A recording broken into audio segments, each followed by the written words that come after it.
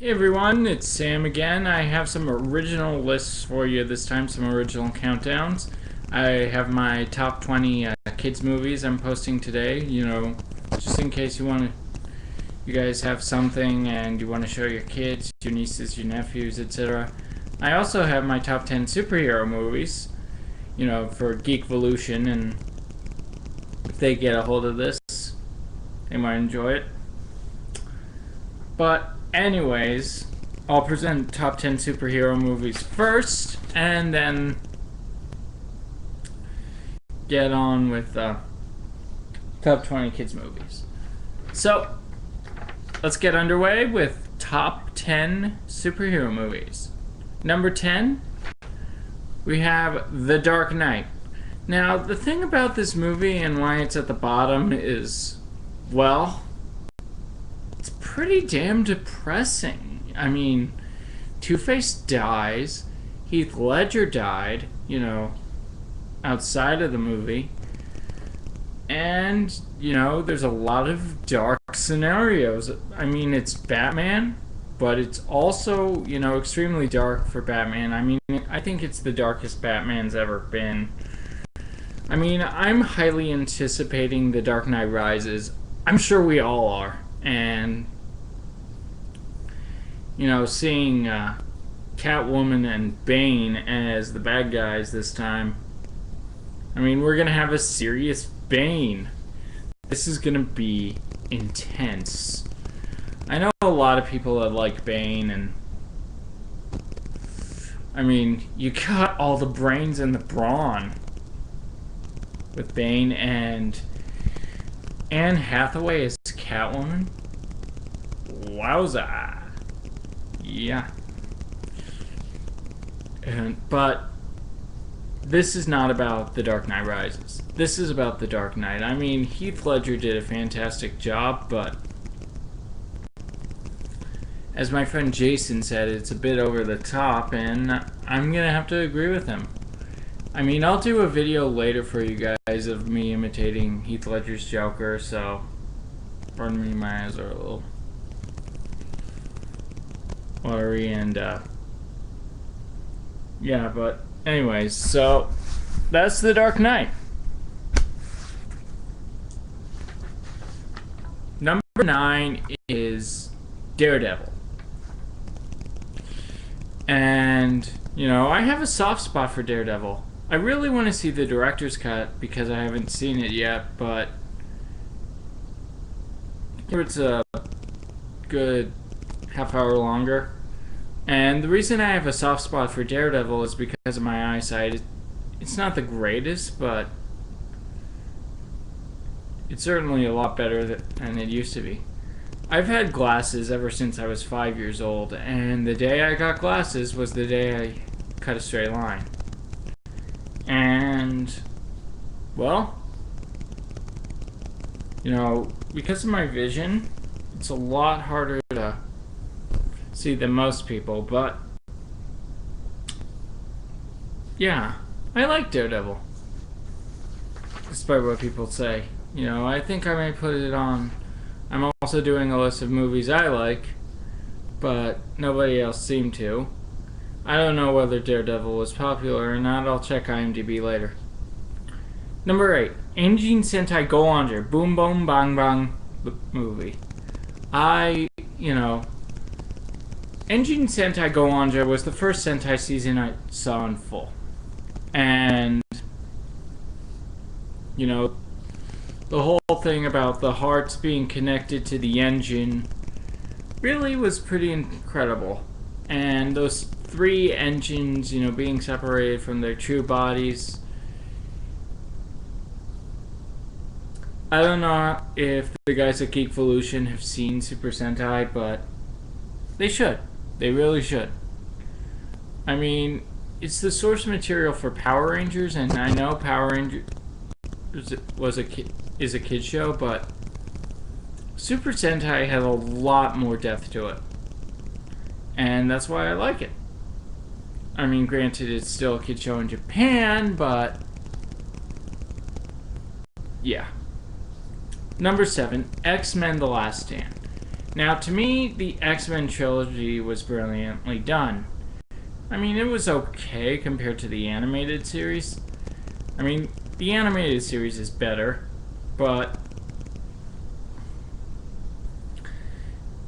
it's still really pretty good. I mean, I like X-Men Origins Wolverine, and, you know, it's really good. But, despite what people say, you know, granted it's not the best, but it's certainly really pretty good. No, but, you know, I really think Bryan Singer should have been around to direct this last one, because he really owes it to the fans who have completed the trilogy instead of going on to do Superman Returns. I mean, come on.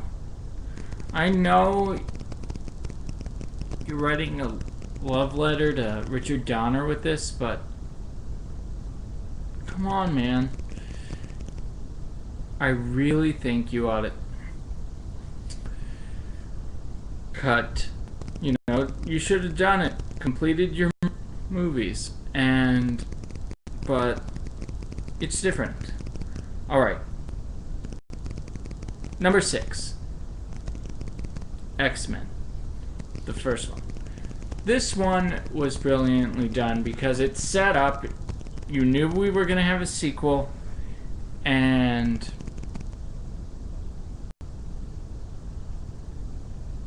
it was just, you know, kind of boring.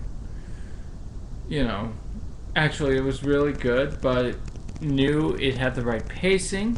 We were going to have a sequel.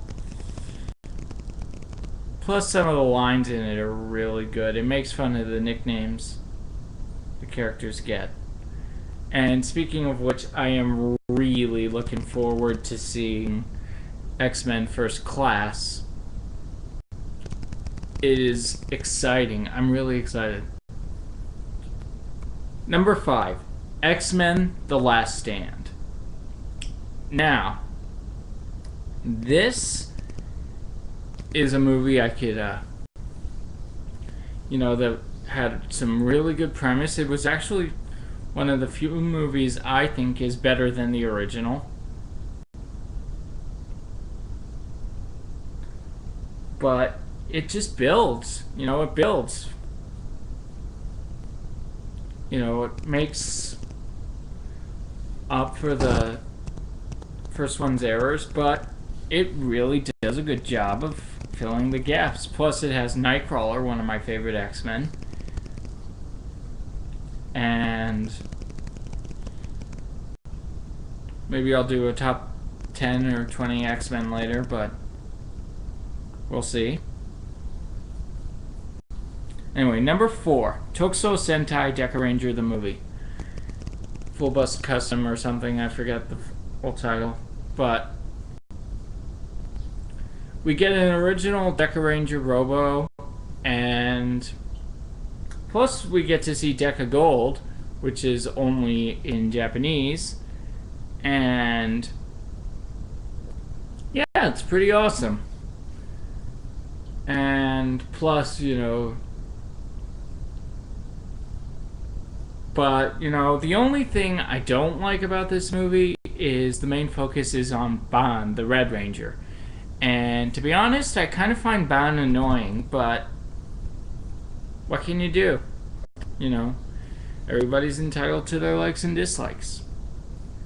Number 3, Batman, Mask of the Phantasm. The reason I, you know, it's this pretty high, you know, it's actually a really good movie. It gives us a good story. And, you know, it actually came out in 1993. Joel Schumacher's Batman Forever came out in 1995. And, you know, it's a really good thriller. I mean, it didn't do well at the box office, but I think Doug Walker's right. it will do well on DVD.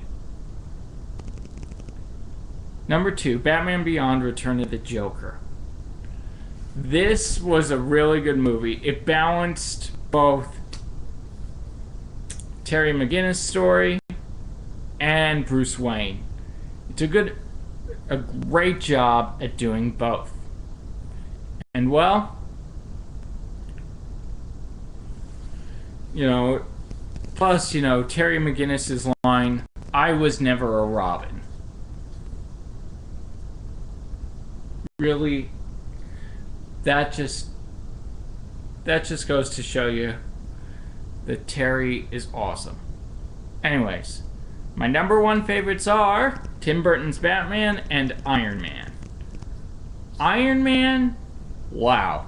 You feel energized after you watch it. You feel like kicking some ass, too. And yeah, you just get so pumped up. And with Tim Burton's Batman, I love all the subtleties in it. I love how, you just get drawn into this world. Plus, I'm gonna have to go with the less taken route on this. Jack Nicholson actually did a better performance, but they were originally considering Robin Williams as one of the choices for the Joker, believe it or not. And I think had they done that, it would have turned out campy. And believe it or not, Batman the Animated Series success is due to the Tim Burton movies. Had it not come out, campy, the cartoon would have come out campy. But I love Tim Burton's Batman because it's a classic, gives us some great lines, and it's just overall pretty good. That's my superhero top 10 list, and I hope you enjoyed it, and stick around for a top 20 kids movies I enjoy. Catch you later, guys.